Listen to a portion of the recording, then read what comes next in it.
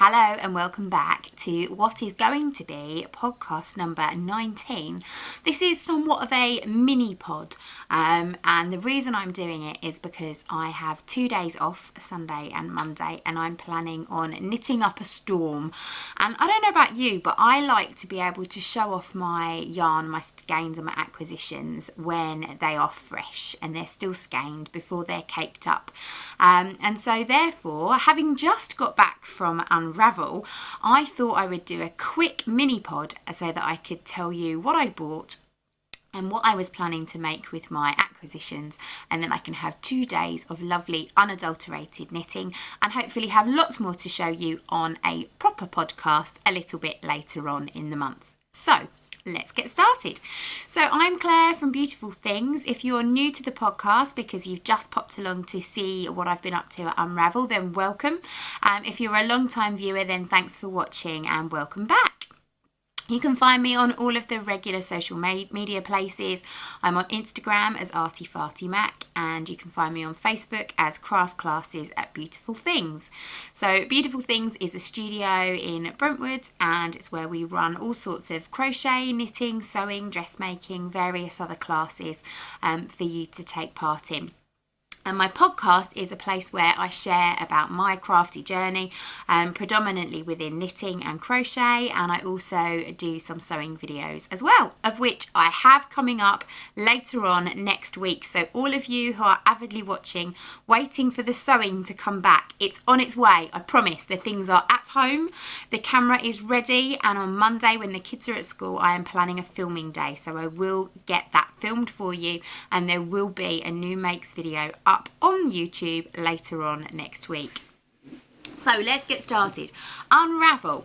It was a little bit of a last minute decision to go. I had a rare day off, realised that Unravel was on this weekend, realised that Farnham Maltings actually wasn't that far away from me, and decided that I would go. So the lovely Lorraine came with me. We got there this morning, literally just as the doors opened at 10 to 10. And who should I meet but standing there in the queue, the lovely Emma Potter from Potter and Bloom.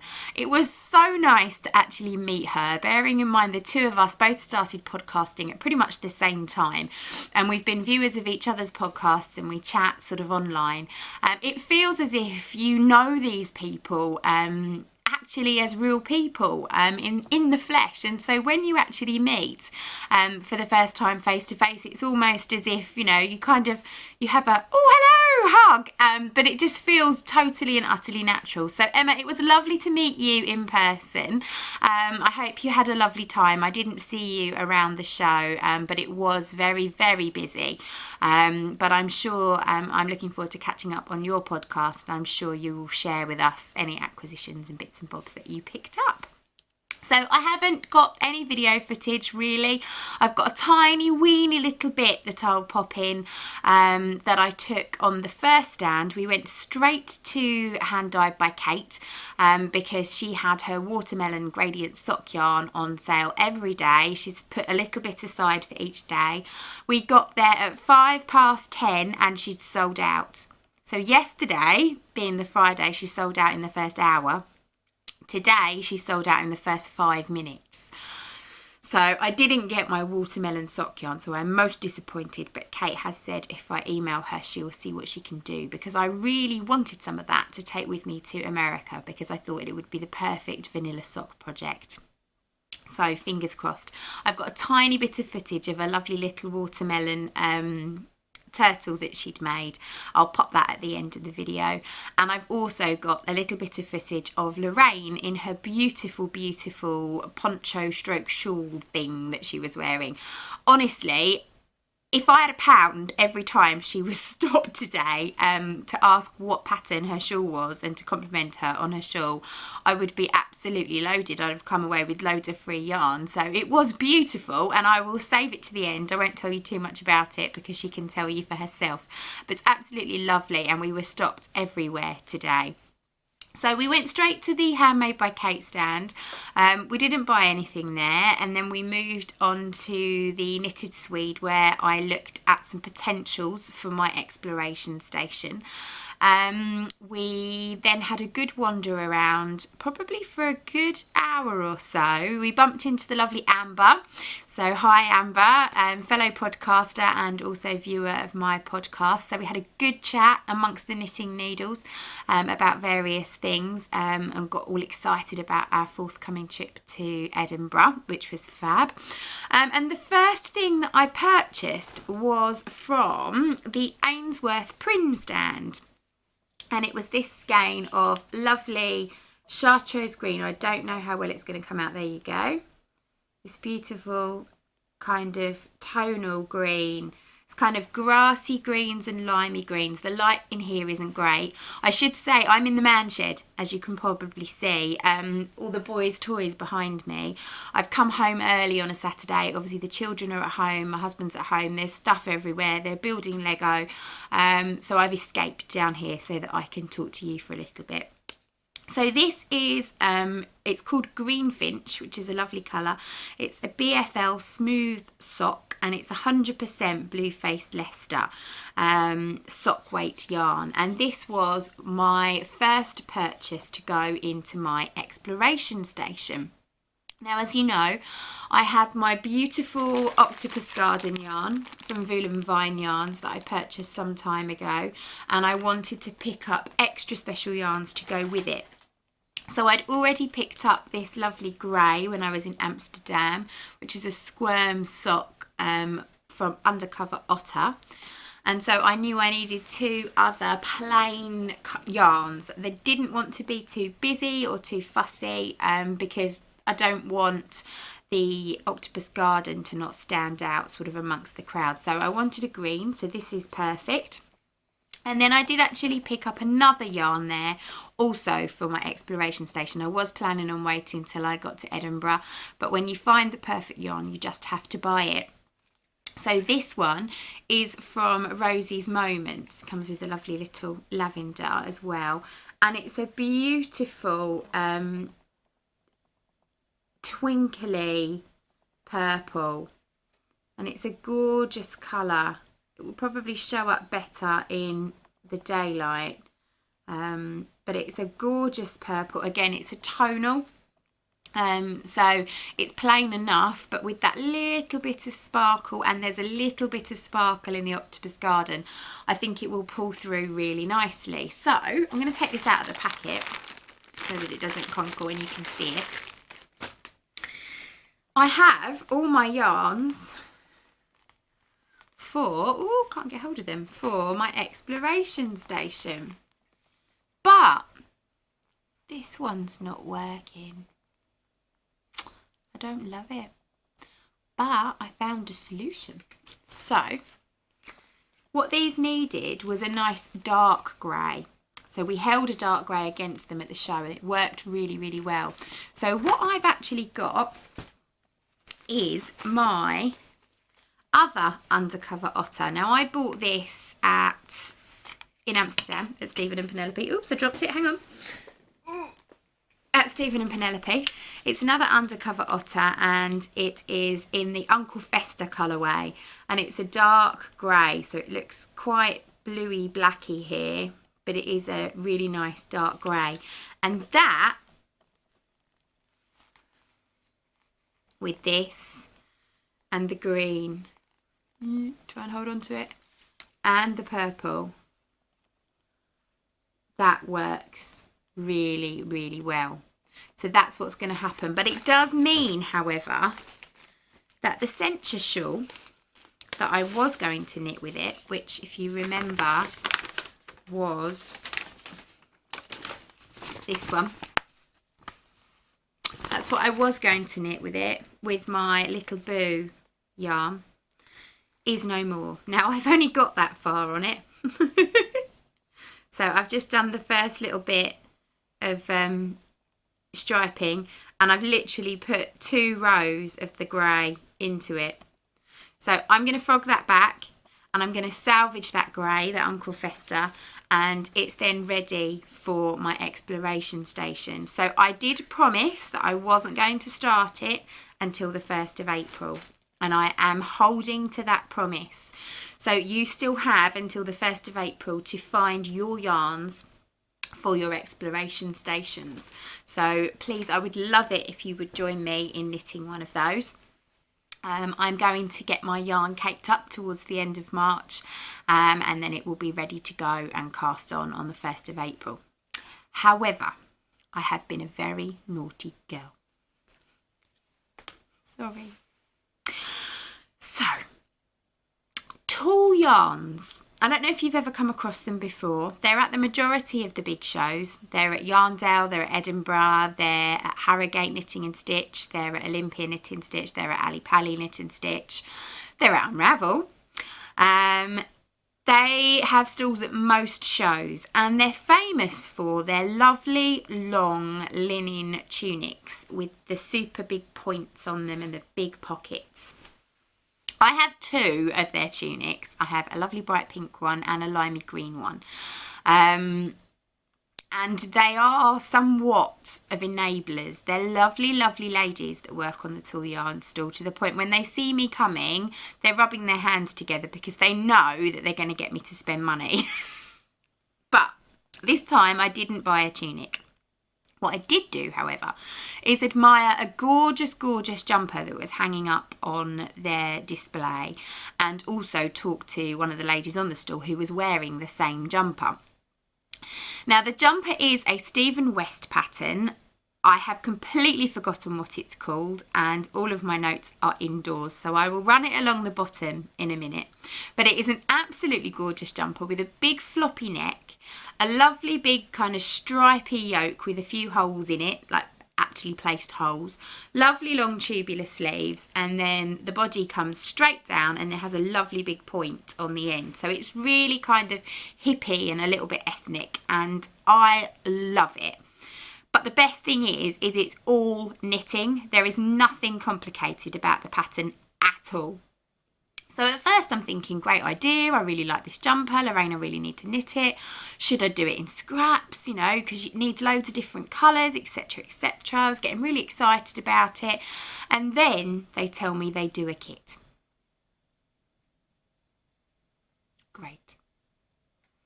Not just any old kit though, a lovely kit in really nice, bright, fun, funky colours. What's a girl to do? To come home with me. Sorry, but I'm in a knitting slump. I said in my last podcast I was in a real knitting slump. Everything that I'm working on at the moment is boring me. It's too simple. It's just boring, boring, boring, knit purl, and I'm sick of it, and I wanted something fun. I wanted something quick. I'm very much a product knitter. I don't do the process at all. I like something to be finished like that. And I can see that this jumper is going to fly off the needles. It's knitted on 5mm needles. It's perfect. It's in the round. It's stockinette and basic garter. There is nothing in it that's going to take time, and I can see it literally shooting. That, and you're changing yarns all the time, so you've got lots of variation and lots of different colour. So I'm really, really excited about it. So I'm going to start it tomorrow, and I'm going to cake it up later on today. So I thought I have to jump on here and show it to you in its skein form so that you can enjoy it. So there's going to be some rustling, I apologise, but I didn't want to unpack it. I want to show it and share it with you. So firstly, you get your lovely Tulle Yarns drawstring bag. This isn't going to be big enough to keep the project in, but that's what the kit comes in. And it's all bunched up here. So you've got your instructions. Whoop, cover up the price. You've got your instructions, and it's, oh, there we go, that's what it's called. It's the Enchanted Messa by Stephen West. I probably won't bother putting it along there now. Oh, I suppose they're better because you'll have seen it earlier. Oh, anyway. So, ooh. So the Enchanted Messa by Stephen West. So you can probably see, can we get that to zoom in? There we go. You can see all the different colours in that jumper. And the kit contains all the yarn you need to knit your own Enchanted Messa and notes about distribution of the colours. You do need to buy the pattern on Ravelry, which I've done. And basically there's guides in the back here for all the different yarns and when to use what. But basically you've got two lovely skeins of, this is Trinity Twist in the Town Mouse colourway, and this has been guest dyed by Heather from Sparkle Duck, which is lovely. So again, it's looking really dark and navy. It's just the light in here because it's not, it's more of a charcoaly grey. It's really lovely. So you've got two skeins of that, that's your main colourway. Then you've got this lovely, this is like an emerald green, and this one is called Orion, and this one's been guest dyed by Sharon of Five Moons. So that's lovely. This is nice actually. It's got lots of different yarn dyes in it, which is lovely. The main feature is this beautiful rainbowy, peacocky yarn, and there's pinks, blues, oranges, all sorts of colours in there, rusty colours. And this is sock lace, and it's called Here Be Dragons. And this is also being guest dyed by Sparkle Duck. Here Be Dragons, I like that. That's awesome. And that's, I think that's held double, that one, with one of the other colours. And then there's a whole bag of minis. So you can see these. So there's a blue, a green, a yellow, an orangey colour, and a hot pink. And there's no tag on those, so I don't know what they are. I don't know whether it says on here. The multicolour kit is to be knitted held double. The easiest way to do this is wind the hank into a centre pulling ball. Hold the strand from the outside of the ball together with the strand coming from the centre of the ball and knit. Ooh, okay. So I need to look into that. I've never done that before, but we shall see. So the neutral shades, the yoke colours are already wound into hanks with two strands held together, so that's good. Just wind those into balls and knit with a double strand. Ooh, lovely. Okay. So I shall have to look into that into a bit more detail, obviously, but that is the Enchanted Messa by Stephen West, and that's what I'm going to be starting tomorrow. So I'm going to pop my exploration station stuff away.